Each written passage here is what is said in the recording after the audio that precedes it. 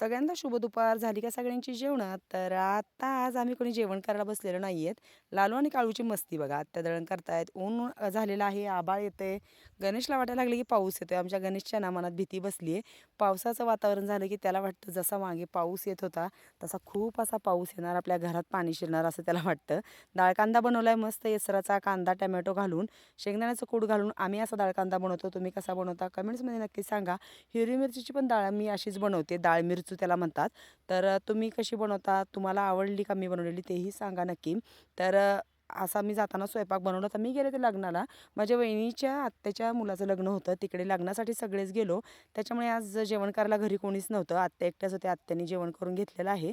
दळण निवडत बसलेत आत्या. सडा वगैरे टाकला दारामध्ये आणि हे करतायत, दळण निवडतायत. भाकरी, चपात्या भरपूर मी केलेल्या होत्या. मला नाश्ता करून मग लग्नासाठी जाता येईल. पण काही तसं झालेलं नाही आणि माझा तर आहे उपवास. आज रविवार. साबुदाणा भिजत घातलेला आहे, पण खिचडी खायचं काही मन नाही आहे. आत्याने सकाळी मी नको म्हणत होते, पण तरी पण भिजत घातलेलं आहे. आत्यांचं प्रेम. तर मला काय खायची इच्छा नाही आहे साबुदाणा. मी थोडेसे शेंगदाणे खाल्ले, त्याच्यामुळे माझं पोट भरलेलं आहे.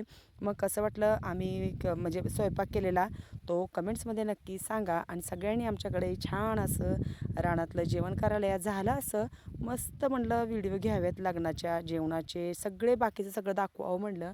आणि गडबडीमध्ये जाताना मोबाईल घरीच विसरून गेले. त्याच्यामुळे तुम्ही आता कमेंट्स करसाल की ताई लग्नाचे व्हिडिओ दाखव, ते काय दाखवता येणार